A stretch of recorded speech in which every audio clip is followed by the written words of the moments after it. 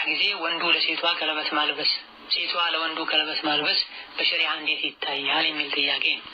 የጋብቻን ቀለበት ማድረግ በመሰረቱ የመጣው የተጀመረው ከሌላ እምነት ተከታዮች ነው፣ ከክርስቲያኖች ነው። እነሱም ከሌሎች የወሰዱት ነው ሲጀምር። ከጊዜ በኋላ ያደገ ሄዶ ቀለበት ማድረግ ፍቅር እንደሚጨምር፣ አለማድረጉ መለያየትን እንደሚያመጣ እስከ ማመን ደርሰዋል።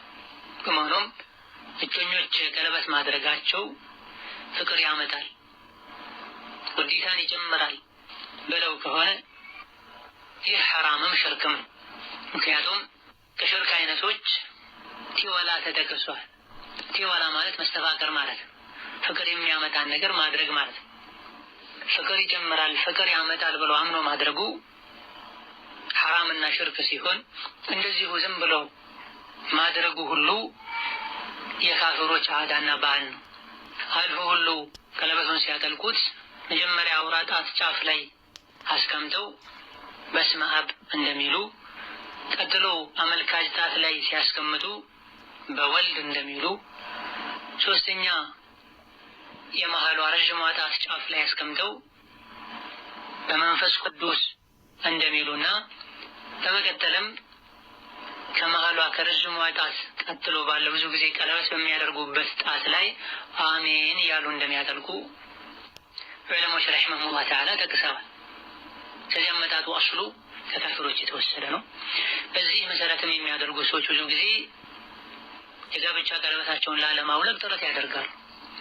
ያወለቁ እንደሆነም ይደንቃቸዋል። ትዳራቸው እንደሚፈርስ፣ ፍቅራቸው እንደሚበጠበጥ ያምናሉ። ስንትና ስንት ያጠለቁ አሉ፣ ትዳራቸው ሁሌም እንደተበጠበጠ ነው። ስንትና ስንት ደግሞ ቀለበት ያላደረጉ አሉ፣ በሰላም በፍቅር ይኖራል።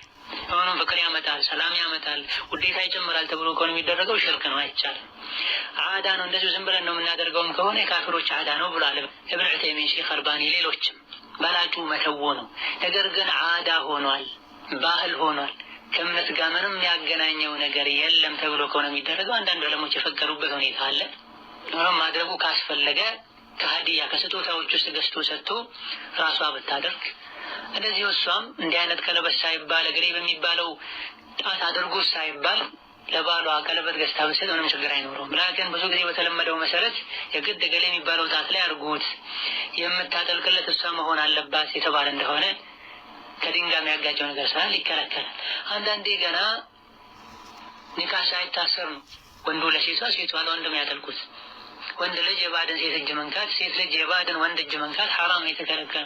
ኒካህ እስካልታሰረ ድረስ ሊነካት ልትነካው አይገባም። ሌላኛው ጥያቄ ያለ ኒካህ የተወለደች ሴት ልጅ ስታገባ ኒካህ የሚያስረ